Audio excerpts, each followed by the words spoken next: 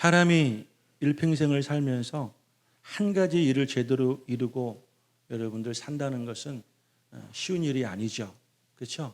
그런데 한 가지 일만이 아니라 우리가 이 느헤미야를 보게 되면 두 가지, 그것도 큰 일을 이룬 사람이 여러분들 우리가 읽은 이 느헤미야의 인생입니다.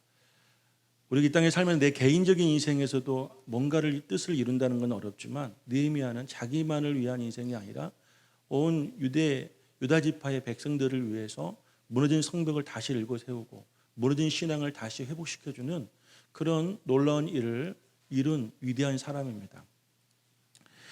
저는 우리 꿈의 교회를 지금 생각하면서 가장 필요한 게 무엇일까?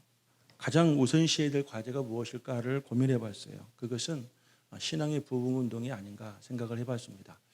왜 이런 생각을 했냐면 느헤미야가 제일 먼저 유다의 이스라엘의 무너진 성벽을 다시 재건한 것처럼 우리 꿈의 교회도 12년 전에 이 땅에 교회를 개척을 하고 또 그 시간 동안 교회가 성장하고 또 우리가 이곳의 교회를 건축하게 되어지는 그런 놀라운 일들을 우리가 경험하게 되었습니다. 하고 싶다고 할 수 있는 것도 아니고 아무나 할 수 있는 일이 아니고 하나님께 우리 꿈의 교회 여러분에게 주신 큰 은혜이고 축복인 줄로 저는 믿습니다. 그런데 오늘 저는 이 말씀을 묵상하면서 깨달은 게 있어요. 여러분 이 백성들이 말이에요. 바벨론 포로 기간 동안에 모든 나라의 성벽도 그리고 문도 깨어지고 부서지고 짓밟히고 억눌린 상황 속에서 진정한 기쁨은 다시 그 성벽을 세운 것 때문에 기쁜 것이 아니라 그들 안에 잃어버린 신앙을 회복할 때 그들의 마음에 기쁨이 은혜가 넘쳐났다는 것을 오늘 12절 말씀을 보면서 이제 앞으로 우리 꿈의 교회에 당면한 여러분들 사명은 우리가 감당해야 될 그런 신앙은 무엇일까를 생각할 때 이제는 우리 안에 신앙을 회복하고 말씀을 회복하고 은혜를 회복하고 더 나아가서 이 땅에 거룩한 하나님의 나라를 세우는 것이 아닐까 그렇게 생각을 해봅니다. 2020년이 다가왔죠. 2020년은 참 특별할 거라는 기대감이 듭니다. 숫자도 참 우리에게는 감동적이죠. 2020은 20이 두 번 반복합니다. 그리고 2020은 2011년부터 뭔가를 시작했던 것을 마무리할 수 있는 열매를 맺을 수 있는 그런 한 해가 될 것이라는 큰 기대감이 생기게 됩니다. 그 기대감을 가지고 기도할 때 하나님께서 저에게 주신 말씀이 있었어요. 그 말씀은 창세기 1장 28절 말씀이었습니다. 하나님께서 자기가 지은 사람들을 보고 복을 주시며 하신 말씀이 생육하고 번성하고 충만하라. 땅을 정복하라. 땅을 다스리라. 아멘.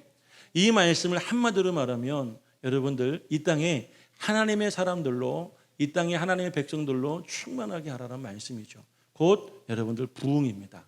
2020년도에는 여러분에게 신앙의 부흥이 그리고 우리 꿈의 교회에 놀라운 부흥의 역사가 일어나는 한 해가 될 수 있기를 주 이름으로 간절히 소망합니다.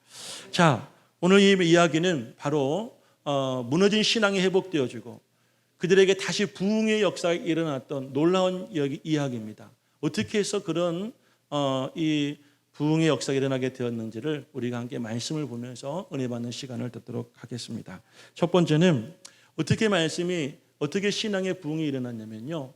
이 이스라엘 백성들은 하나님의 말씀을 간절히 사모했고 그 말씀을 들을 때에 부흥이 일어나게 되었습니다. 아멘. 혹시 홍순찬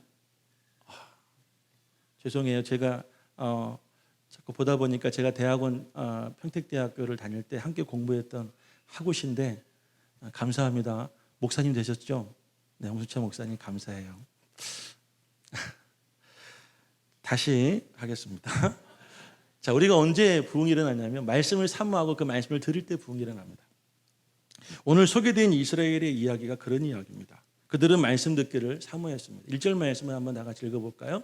다 같이 1절 말씀을 크게 읽어보겠습니다. 시작.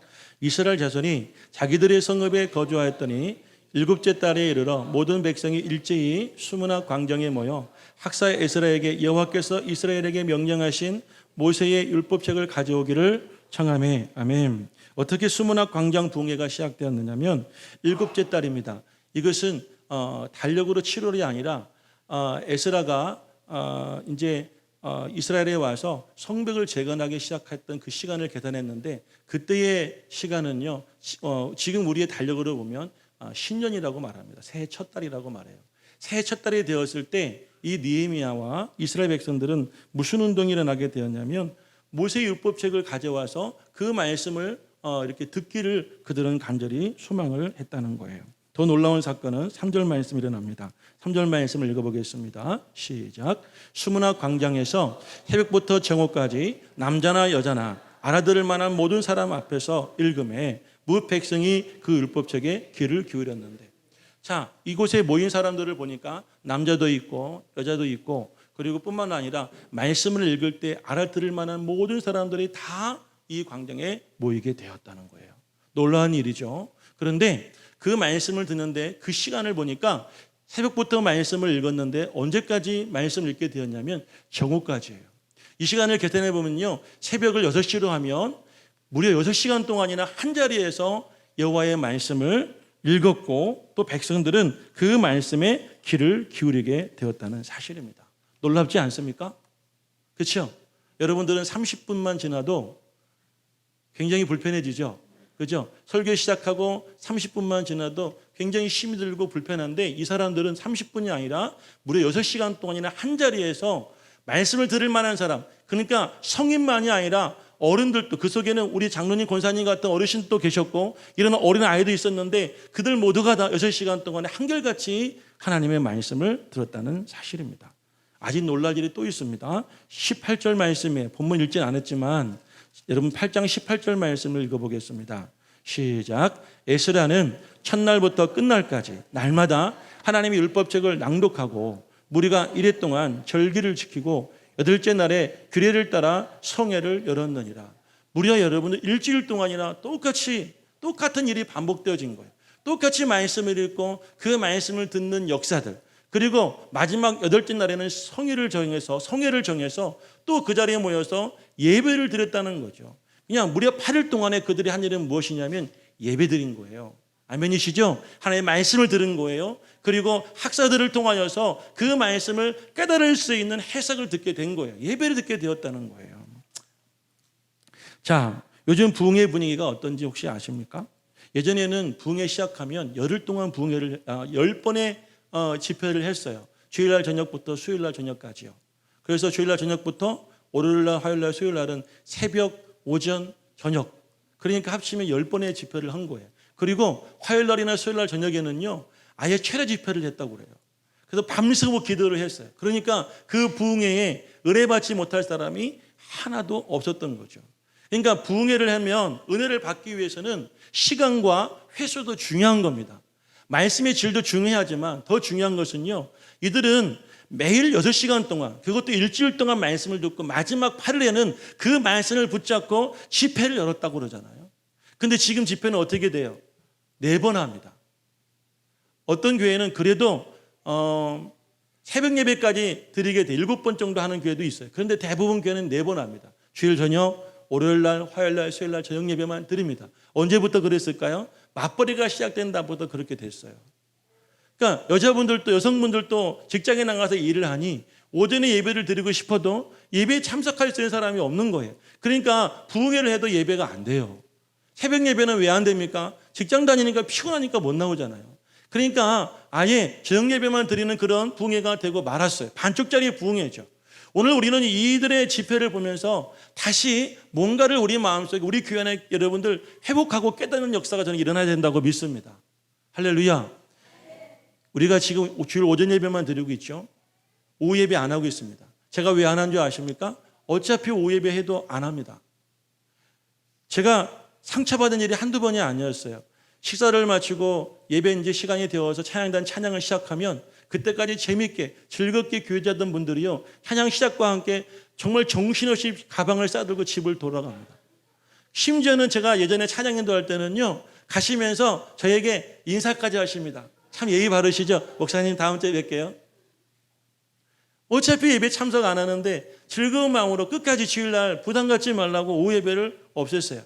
여러분들 1년 동안 그렇게 신앙생활을 해봤는데 여러분들에게는 어떠한 신앙에 도움이 되는지 저는 잘 모르겠습니다. 그런데 중요한 사실은 이들은 매일 8시간 동안이나 말씀을 들었어요. 그리고 그것으로 끝난 것이 아니라 8째 날은 성일로 정하고 그날에는 집회를 열기도 했다는 사실을 꼭 기억할 수 있기를 주의 이름으로 축복합니다. 아멘이세요? 자, 그런데 5절 말씀을 또 읽어보겠습니다. 5절 말씀에는 어떻게 했을까? 말씀을 들을 때 그들의 반응이에요. 5절 말씀도 읽어보겠습니다. 시작. 에스라가 모든 백성 위에 서서 그들 목전에 책을 펴니 책을 펼 때에 모든 백성이 일어서니라. 왜 그들이 일어났을까요? 그것은 말씀에 대한 경외함 때문입니다. 하나님의 말씀이 그저 우리 인간들의 대화와 세상의 말이 아니라 우리를 살리는, 우리를 회복하는, 사라졌던 기쁨을, 사라졌던 은혜를 다시 줄 수 있는 그런 생명과 능력의 말씀을 그들이 그렇게 믿고 받아들였기에 그들은 그 자리에서 자연스럽게 일어날 수가 있게 되었던 줄로 믿습니다. 자, 그것으로 끝나지를 않습니다. 6절 말씀도 읽어볼까요? 다 같이 시작. 에스라가 위대하신 하나님 여호와를 송축하며 모든 백성이 손을 들고 아멘 아멘 하고 응답하고 몸을 굽혀 얼굴을 땅에 대고 여호와께 경배하니라. 아멘. 자, 이들이 어떻게 반응했어요? 여호와의 말씀을 읽을 때에는 그 자리에 서서 말씀을 읽었고 그 말씀을 선포할 때 그들은 어떻게 반응했어요? 아멘 아멘 했다는 거예요. 그리고 또한 아멘으로 끝난 것이 아니라 그 자리에 엎드려 하나님 앞에 경배하는 일이 벌어지게 되었습니다. 언제요? 말씀을 들을 때. 하나님의 말씀을 들으니 이런 일들이 일어나게 된 거예요. 여기까지 말씀을 정리해 볼게요. 수문화 광장에 모인 유다 지파, 이스라엘 백성들의 반응이 어땠습니까? 모세를 통해서 하나님의 말씀을 듣고 싶습니다. 말씀을 들어주십시오. 그 자리에 모인 백성들은 매일 7째 날 동안 매일 6시간씩 말씀을 들었어요. 마지막 8째 날은 성회를 열게 되었는데 그 말씀을 읽을 때에 그 자리에서 일어서서 말씀을 읽는 순간 그들은 모두가 다 아멘하고 화답을 하고 어떤 분들은 그 자리에 엎드려서 여호와 하나님 앞에 경배하는 일이 벌어지게 된 거예요. 오늘 이들의 모습 속에서 우리에게 부흥을 주는 아주 중요한 요소를 발견합니다. 그것은 첫 번째로 우리도 하나님의 말씀을 사모해야 됩니다. 할렐루야. 여러분들 주일날 예배 올 때 그 예배 오는 우리의 마음속에 단 한 가지라도 꼭 붙들고 갈 것이 있다고 한다면 그것은 오늘 우리에게 주실 나에게 주실 여호와의 말씀에 대한 간절한 사모함과 기대감을 갖고 여러분들 이 자리에 올 수 있기를 주의 이름으로 간절히 축원합니다. 습관적으로 오고 어떤 분은 체면상 오고 어떤 분은 마지못해 오다 보니 말씀이 들려지겠습니까? 은혜가 되겠습니까? 여러분 우리에게 주신 이 말씀은 이스라엘 백성들이 적어도 100년 이상 동안 잃어버렸던 은혜를 회복하고 그들에게 기쁨을 주는 생명의 말씀이었기에 그들은 간절히 사모했던 것처럼 여러분들 삶에 기쁨이 없잖아요. 여러분 삶에 즐거움이 없잖아요. 여러분 삶 속에 행복이 없잖아요. 아니 왜요? 내가 하고 싶었던 것을 했는데 내가 갖고 싶었던 것을 가는데 왜 기쁨이 없습니까? 그것은 우리에게 말씀이 없기 때문이에요. 할렐루야. 여호와의 말씀이 우리 삶 속에 없기 때문이에요. 그러니까 우리가 주님께 나올 때는 적어도 여러분들 마음속에 내가 하나님의 말씀에 대한 경외함과 사모함을 가지고 나올 수 있기를 간절히 축복합니다. 그리고 말씀을 들을 때 우리는 어떻게 반응해야 될까요? 아멘 해야 됩니다. 아멘 할 수 있기를 주님을 간절히 축복합니다. 아멘이란 말은 뭡니까? 그 말씀을 내가 믿습니다. 그 말씀이 되기를 소망합니다. 나도 이들과 같은 부흥하기를 내 신앙의 부흥이 일어나서 내 삶 속에 진정한 기쁨과 은혜가 회복되기를 주님 간절히 소망합니다. 그래서 아멘입니다. 아멘입니다 할 수 있어야 되는 거예요. 말씀을 들을 때 부흥이 일어났어요. 말씀을 들을 때 부흥이 일어났다는 것은 무슨 말이에요? 그들의 삶 속에 힘들었지만 그 말씀 때문에 다시 행복한 일이 일어나기 시작하게 된 거예요. 두 번째는 그들이 말씀을 듣고 또한 깨달을 때 그들 마음에 다시 회복되어지는 부흥이 일어나게 된 줄로 믿습니다. 사도행전 2장 말씀 보게 되어지면 오늘 이 말씀과 비슷한 현상이 일어나게 됩니다. 오순절날 성령이 마가의 다락방 위에 임하게 됩니다. 그때 성령 받은 110명의 사람들이 각각 다른 말로 다른 방언으로 하나님의 말씀을 말하기 시작합니다. 오순절날 전 세계에서 많은 사람들이 예루살렘에 모여들게 되었고 그 중에는 경건한 유대인들도 끼어 있었습니다. 그들의 모습을 바라보던 이 경건한 유대인들은 그렇게 반응했습니다. 놀라고 당황하기도 했지만 이들은 세술에 취했다고 그들을 비아냥거리기 시작했어요. 그 말을 들었던 베드로 사도와 또 그 자리에 있던 다른 사도들이 다 같이 일어나서 그들이 하나님의 말씀을 증거하기 시작했어요. 요엘이 증거했던 말씀을 인용합니다. 이렇게 말했습니다. 사도행전 2장 17절부터 19절 말씀, 21절 말씀인데요. 하나님께서 말씀하시기를 마지막 날에 내가 내 영을 모든 육체 위에 부어주리니 너희의 딸들은 대언하며 너희의 젊은이들은 환상을 보고 너희의 늙은이들은 꿈을 꾸리라. 그 날들에 내가 내 영을 내 남중과 여종들을 위해 부어주리니 그들이 대언하리라. 또 내가 위로 하늘에서는 이적들을 보이며 아래로 땅에서는 표적들을 보이리니 곧 피와 불과 연기로다. 그 크고 주목할 만한 주의 날이 이르기 전에 해가 변하여 어둠이 되고 달이 변하여 피가 되려니와 누구든지 주의 이름을 부르는 자는 구원을 받으리라. 이 말을 하니까요, 술렁이었던 분위기가 조용해집니다. 여러분들 피장거렸던 사람들의 말이 사라집니다. 베드로는 이 분위기를, 이 상황을 놓치지를 않았습니다. 그리고 그들에게 이야기를 합니다. 당신들이 십자가에 못 박혀진 예수가 죽은 것이 아니라 다시 부활하여 살아났습니다. 할렐루야. 이 말을 하자. 그 말을 들었던 사람들 가운데 이렇게 반응합니다. 형제들이여, 사람들아, 우리가 어찌할까? 마치 여러분들 오늘 이 말씀 속에서, 오늘 본문 속에서 주의 말씀을 전할 때 아멘 했던 사람들처럼, 여러분 사도행전 2장 말씀 속에 모였던 사람들 가운데 베드로의 말을 들었던 사람들이 이렇게 말을 합니다. 사람들이여, 형제들이여, 우리가 어찌할까요? 우리가 어찌해야 될까요? 그렇게 말을 했습니다. 그때 베드로는 그들에게 이렇게 말을 했습니다. 사도행전 2장 38절 말씀입니다. 회개하고 너희 각 사람이 예수 그리스도 이름으로 세례를 받아 죄 사함을 얻으라. 그리하면 너희가 성령님을 선물로 받으리라. 그날 3,000명이 회개합니다. 아멘. 그런데 이 3,000명이 어떻게 해서 성령을 받고 회개하여 하나님의 자녀가 될 수 있었을까요? 오늘 다 같이 여러분들 37절 말씀을 한 목소리로 읽어보겠습니다. 2장 37절 말씀입니다. 시작. 그들이 이 말을 듣고 마음에 찔려 베드로와 다른 사도들에게 물어 이르되 형제들아, 우리가 어찌할꼬 하거늘. 형제들아, 우리가 어찌할꼬 할 때 그들에게 어떤 일이 벌어지게 돼요? 그들의 이 말을 듣고 마음에 찔렸다는 거예요. 그들이 여러분 마음에 찔리게 된 여러분 배경은 말씀을 들었을 때요. 베드로가 전한 말씀을 들으니까 마음에 찔렸다는 거예요. 이 말은 무슨 말입니까? 깨달음이 왔다는 거예요. 깨닫게 되었다는 거죠. 깨달아지니까 마음에 찔린 역사가 일어나게 된 겁니다. 아멘. 히브리서 4장 12절 말씀 읽어볼까요? 히브리서 4장 12절 말씀입니다. 다 같이 시작. 하나님의 말씀은 살아있고 활력이 있어 좌우에 날선 어떤 검보다도 예리하여 혼과 영과 및 관절과 골수를 찔러 쪼개건지까지 하며 또 마음의 생각과 뜻을 판단하니라. 아멘. 하나님의 말씀은 검과 같다고 그랬어요. 아멘. 말씀은 살아있다고 그랬습니다. 권능이 있습니다. 양날을 달린 어떤 검보다도 예리해서 혼과 영과 골수와 그리고 관절을 찔러 둘러 나눈다고 말했죠. 왜 이들이 어찌할꼬 그랬습니까? 말씀을 들으니까 그들의 마음이 말씀의 칼에 찔려서 쪼개진 거예요. 부서진 거예요. 마음이 무너진 거예요. 할렐루야. 말씀을 듣고 깨달을 때 우리의 심령이 회복되어지고 우리의 믿음의 부흥 역사가 일어남을 믿으시길 축복합니다. 오늘 본문에 어떤 일이 나게 됩니까? 9절 말씀을 읽어보겠습니다. 오늘 느헤미야 8장 9절 말씀입니다. 시작. 백성이 율법의 말씀을 듣고 다 오는지라 총독 느헤미야와 제사장 겸 학사 에스라와 백성을 가르치는 레위 사람들이 모든 백성이 이르기를 오늘은 너희 하나님 여호와의 성일이니 슬퍼하지 말며 울지 말라 하고. 아멘. 백성들은 어떻게 했습니까? 말씀을 듣고 깨달으니까 그들에게 어떤 반응이 일어납니까? 울었다고 말합니다. 울었어요. 왜? 이건 무슨 눈물이냐면 회개의 눈물입니다. 감격의 눈물이에요. 아멘. 할렐루야. 자, 여러분들 예배를 드리는 중에, 말씀을 듣는 중에 이런 눈물을 흘려본 적이 있습니까? 저는 요즘에 갱년기가 온 것 같아요. 그래서 TV를 보면요, 괜히 우는 사람, 무슨 이유든지 우는 사람이 TV 연예인, 이 탤런트가 연기를 하면서 울면 저도 같이 따라 웁니다. 어쩜 그렇게 많은 눈물이 저에게 있는지 모르겠어요. 하염없이 그들이 끝일 때가 저도 같이 울고 있습니다. 그런데 여러분들, 우리가 텔레비전을 보면서 울지만 여호와의 말씀을 들으면서 울어본 경험이 있습니까? 그 울음의 눈물의 의미가 회개하고 감격의 눈물을 흘려본 적이 있느냐 말이에요. 이들은 말씀을 사모했어요. 잃어버렸던 여호와의 말씀을 간절히 소망했어요.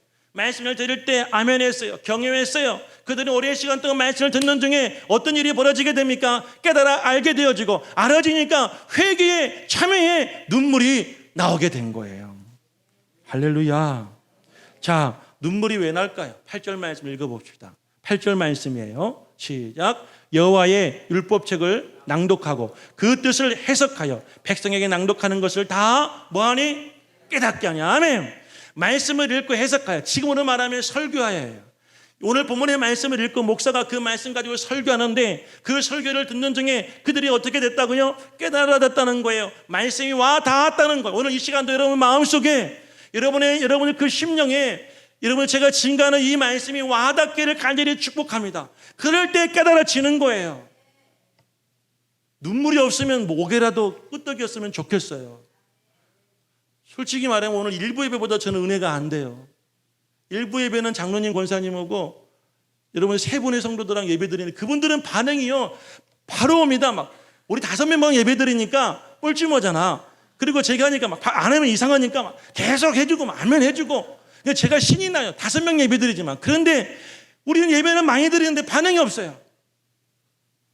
감격하고 깨닫고 눈물 흘리고 아멘하고, 이게 우리 마음이 부응하고 있다는 거예요. 다시 은혜를 회복하고 있다는 증거인 줄로 믿으시기를 간절히 축복합니다. 오늘 우리 아내가 제가 사무실에 말씀을 증거한 저를 찾아왔어요.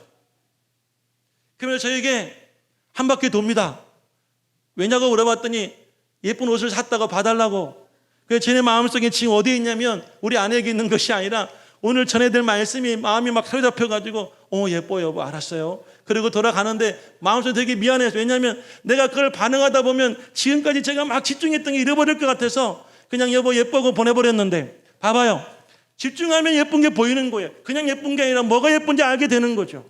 우리가 말씀을 들을 때 그럴 수 있어야 될 줄로 믿습니다. 하나님께 오늘 나에게 이 말씀 왜 주시는지, 나에게 이 말씀이 어떤 말씀인지 내가 깨달을 수 있도록 주께 지혜를 구하고 은혜를 구하시기를 간절히 축원해요. 그럴 때 여러분 우리 마음속에 신앙이 회복되어지고 신앙이 회복되어져야 진정으로 여러분 즐거워질 수 있는 거예요. 오늘 12절 말씀을 읽어볼까요? 본문 12절입니다. 시작. 모든 백성이 곧 가서 먹고 마시며 나누어지고 크게 즐거워하니. 아멘. 그들이 여러분 진정한 즐거움이 기쁨이 이제서 회복된 거예요. 성벽을 쌓았다고 즐거운 것도 아니에요. 우리가 여러분들 좋은 학교에 갔다고 그래서, 좋은 직장에 갔다고 그래서, 우리가 여러분 돈을 많이 번다고 그래서, 우리가 원하는 모든 걸 이뤘다고 해서 즐거워진 것이 아니에요. 잠깐뿐입니다. 근데 진정한 즐거움은, 큰 즐거움은 어디서 옵니까? 말씀을 깨닫고 말씀 은혜를 받을 때입니다. 할렐루야. 마지막 3번째입니다. 자, 오늘 이 자리에 말씀 들어오신 여러분들 하나님의 큰 은혜가 있는 줄 축복합니다. 말씀 듣고 깨달은 분들은 이미 여러분들에게 하나님의 복이 임하신 줄로 믿으시길 축복해요. 그런데 진짜 축복은 어디서부터 나온지 아십니까? 말씀대로 살아갈 때, 그때는 능력이 나타납니다. 그때는 여러분 우리에게 진정 그 말씀 역사하심을 체험하게 될 줄로 믿으시기를 간절히 축원합니다. 들을 때는 은혜가 됐지만 말씀대로 살아가면 능력이 되는 거예요. 말씀대로 살아가면 은혜가 되는 거예요. 정말로. 아멘. 자, 오늘 9절 말씀 다시 한번 읽어보겠어요. 다시 한번 시작. 백성이 율법의 말씀을 듣고 다 오는지라. 총독 느헤미야와 제사장겸 학사 에스라와 백성을 가르치는 레위 사람들이 모든 백성에게 이르기를 오늘은 너희 하나님 여호와의 성일이니 슬퍼하지 말며 울지 말라 하고. 지금 어떤 현상이냐면요, 백성들이 말씀을 듣고 깨달아지고 회개가 되어 눈물을 흘리고 있어요. 회개의 눈물, 감격의 눈물을 흘리고 있어요. 그러면 어떻게 되겠어요? 계속 불 꺼주고 기도하게 만들어줘야 될 텐데 지금 이들은 무슨 일 하고 있냐면 쫓아다니면서 깨우는 거예요. 울지 마세요. 그만 우세요. 지사님, 권사님, 그만 울어요. 이렇게 지금 말리고 있는 거예요. 왜 그렇게 말을 할까요? 왜 말씀을 듣고 깨달아서 회개와 참회의 눈물을 흘리는데 왜 그들은 여러분들 저지하게 될까요? 그 말씀을 읽어볼까요? 백성에게부터 볼게요. 백성에게부터 시작. 백성에게 이르기를 오늘은 너희 하나님 여호와의 성일이니 슬퍼하지 말며 울지 말라. 아멘. 자, 이 말씀 무슨 말이냐면요, 여러분 울 일이 아닙니다. 왜 울 일이 아니냐면 여호와를 알게 되고 여호와 말씀을 깨닫게 되어지고 여호와로 인하여서 우리가 여러분 다시 즐거움과 기쁨이 회복된다는 것은요, 우리에게 슬픈 날이 아니라 우리의 죄를 용서하시고 우리에게 다시 구원의 은혜를 베푸신 우리에게는 축복된 날이고 기쁜 날이라는 거예요. 그러니까 울지 말자는 거예요. 할렐루야. 그리고 느헤미야는 또 이렇게 이야기해요. 10절 말씀도 읽어보겠습니다. 10절이에요. 시작. 느헤미야가 또 그들에게 이르기를 너희는 가서 살찐 것을 먹고 단 것을 마시되 준비하지 못한 자에게는 나누어 주라. 이날은 우리 주의 성일이니 근심하지 말라. 여호와를 인하여 기뻐하는 것이 너의 시민이라. 아멘. 뭐라고 얘기했어요? 살찐 것을 잡아서 먹으세요. 그리고 단 것을 드세요. 그리고 없는 분들은 어떻게 주라고요? 나누어 주세요. 그래서 여러분들이 그 누렸던 기쁨과 여러분이 주시는 그 주님의 구원의 은혜가 우리 모두에게 함께하기를, 이 모두에게 부흥의 은혜가 전도되기를 이 느헤미야는 선포했어요. 이 말씀을요, 최근에 나온 메시지 성경이라는 곳에서는 이렇게 말하고 있습니다. 백성들은 돌아가서 잔치를 벌이고 가난한 사람들과 함께 먹고 마시며 크게 즐거워했다. 그제야 그들은 계시의 내용을 깨닫고 그 낭독한 내용을 이해했던 것이다. 할렐루야. 언제 깨닫고 이해하게 된 거예요? 언제 하나님의 계시를 깨닫고 이해하게 된 거예요? 그제야. 언제요? 느헤미야가 살찐 것을 잡고 단 것을 먹되 없는 사람들 나누어 주라고. 그래서 온 백성이 다 함께 모여서 여호와로 인한 그 기쁨과 은혜를 나누면서 즐겼을 때 그제서야 그들이 이거였었구나, 이게 은혜구나 라는 것을 깨닫게 되었다는 거예요. 아멘. 제가 어제 동탄에 있는 더 라이프 지구촌 교회를 다녀오게 되었어요. 그곳에서 높은 뜻 승희교회를 다녀오셨던 김동호 목사님이 인도하시는 암투병 환자를 위한 희망 예배가 있어서 제가 그 교회 담임 목사님께 초청을 받아서 가게 되었어요. 김동호 목사님은 지난 4월에 폐암 진단을 받게 됐고 폐암 3기 진단을 받게 되었대요. 그래서 폐를 3분의 1을 잘라내게 되었고 지금까지 항암을 4차까지 하게 되었답니다. 최근에 CT를 찍었는데 폐에서 뭔가 불길한 게 보인다고 다시 한 달 만에 가서 CT를 또 찍게 되었대요. 그런데 김동호 목사님 이런 얘기합니다. CT를 찍었는데 다행히 불안한 요소가 아니라 그것은 아무것도 아니었다는 거예요. 그 몸속에 있는 그 암이 다 사라졌다는 의사의 말을 듣게 되었다는 겁니다. 자, 왜 이 목사님이 이런 일이 일어나게 됐을까요? 폐암 3기가 4기로 여러분들 발달되지 않고 넘어가지 않고 그 몸 속에 있던 암의 균이 사라지고 그 몸이 회복되게 있을까요? 이 목사님 말씀이 예전처럼 100%는 아니지만 적어도 70%까지는 회복된 것 같다는 말씀을 하셨어요. 그 이유를 두 가지로 말합니다. 목사님은 2009년 19년 6월 19일부터 뭘 하기 시작했냐면 날마다 기막힌 새벽 운동을 시작했어요. 유튜브를 개설하고 매일 아침 6시에 날마다 기막힌 새벽을 한 거예요. 이분이 뭘 보게 됐냐면 암에 걸리게 되니까 매일 아침 눈을 뜨자마자 인터넷 검색을 하고 TV를 트는데 뭘 검색하냐면 암에 대한, 폐암에 대한 정보만 검색하더라는 거예요. 그런데 이분이 그렇게 살아보니까 내 몸이 암에 걸렸지만 내 인생이 암에 걸린 것 같아. 내 인생 전체가 암에 걸린 것 같아서 너무 여러분들 절망되고 너무 낙심되더라는 거예요. 그런데 이분이 무슨 생각을 하게 되었냐면 날마다 기막힌 새벽을 시작하면서 날마다 아침에 눈을 뜨면 인터넷 여러분 암 검색이 아니라 눈을 뜨면 말씀을 보기 시작했다. 눈을 뜨면 말씀을 붙잡고 기도하기 시작했다는 거예요. 눈을 뜨면 그 말씀 붙잡고 하나님을 찬송하니까 암의 지배가 아니라 여호와 하나님의 지배를 받았다는 사실이에요. 이 목사님이 그때부터 또 뭘 시작했냐면 암 하늘을 위한 위로 예배를 또 시작한 거예요. 전국에 다니면서 이분이 목회할 때는 몰랐는데 자기가 암에 걸려보니까 우리나라에 안 걸린 사람이 너무 많은 거예요. 그래서 이분은 이제 특별한 사역을 안 걸린 분들을 위한 위로 예배를 시작했어요. 그래서 여러분 지역마다 다니면서 예배를 드릴 때 찾아온 사람들을 위로해주고 그들을 기도해주니까 그들 가운데 치료되어지고 회복되는 일들이 일어났다는 사실입니다. 저는 깨닫게 되었습니다. 할렐루야. 뭘 깨달았을까요? 여러분 목사도 말씀을 붙잡고 살아가니까 암이 사라지더라는 거예요. 목사도 암의 지배를 받지 않기 위해서 날마다 아침마다 새벽마다 말씀을 붙잡고 그 말씀하신 예수님을 바라보고 그 예수님께 기도하고 살아가니까 그 몸속에 있던 암균이 떠나가더라는 이야기예요. 능력은, 생명은 언제 나타났냐면 말씀대로 살아갈 때 나타납니다. 말씀대로 순종할 때 그제서야 이게 그 말이었구나라는 것을 알게 되더라는 사실이에요. 정리하겠습니다. 사랑하는 여러분들, 우리 꿈의 교회와 여러분들에게 2020년도에는 이런 부흥의 은혜가 있기를 간절히 소망합니다. 성벽을 다시 쌓았다고 그들이 부흥한 것이 아니에요. 여러분들 놀라운 업적을 이루었다고 그들이 행복해진 것이 아니라 여러분 다시 말씀이 회복되어지고 말씀이 깨달아지는 역사가, 말씀의 은혜가 그들 가운데 회복되어지니까 그들은 즐거웠고 그들은 행복했고. 아멘. 어떻게 해요? 말씀의 자리에 나와야 되는 거예요. 말씀을 듣고 그 들은 말씀을 깨닫고 더 나아가 그 말씀대로 살아가면 여러분의 인생도 우리의 인생도 어떻게 됩니까? 느헤미야와 이스라엘 백성들처럼, 김동호 목사님처럼 환경에 지배받지 않아요. 상황에 지배받지 않아요. 주님의 지배받습니다. 주님의 보호받습니다. 주님의 인도함을 받습니다. 이런 인도하심이, 이런 보호하심이 여러분과 저와 함께하기를, 이 꿈의 기회와 함께하기를 주의 이름으로 간절히 축복합니다. 같이 찬양하시고 기도하겠습니다. 따스한 성령님 찬양합니다.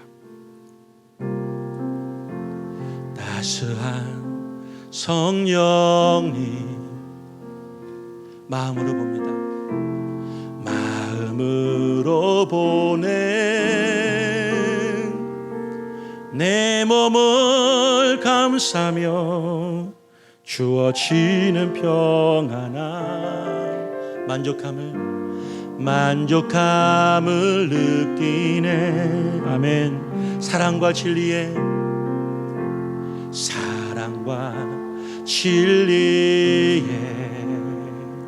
한 줄기 빛봅니다. 한 줄기 빛보네 내 몸을 감싸며 주어지는 평안함, 그 사랑을 느끼네. 부르신 곳에서 나는 예배하네. 어떤 상황에도 나는 예배하네. 부르신 곳에서 나는 예배하네. 어떤 상황에도 나는 예배하네. 내가 살아갈 때 길이 되고 살아갈 때 삶이 되는 그곳에서 예배하네. 내가 걸어갈 때 길이 되고 살아갈 때 삶이 되는 그곳에서 예배야. 한 번 더. 내가 걸어갈 때 길이 되고 살아갈 때 삶이 되는 그곳에서 예배하네. 내가 걸어갈 때 길이 되고 살아갈 때 삶이 되는 그곳에서, 한 번 더 하겠습니다. 내가 걸어갈 때 길이 되고 살아갈 때 삶이 되는 그곳에서 예배하네. 내가 걸어갈 때 길이 되고 살아갈 때 삶이 되는 그곳에서 예배하네. 부르신 곳에서 나는 예배하네. 어떤 상황에도 나는 예배하네. 부르신 곳에서 나는 예배하네. 어떤 상황에도 나는, 두 손을 들고 다시 한번 고백하겠습니다. 부르신 곳에서 나는 예배하네. 어떤 상황에도 나는 예배하네. 부르신 곳에서 나는 예배하네. 어떤 상황에도 나는 예배하네.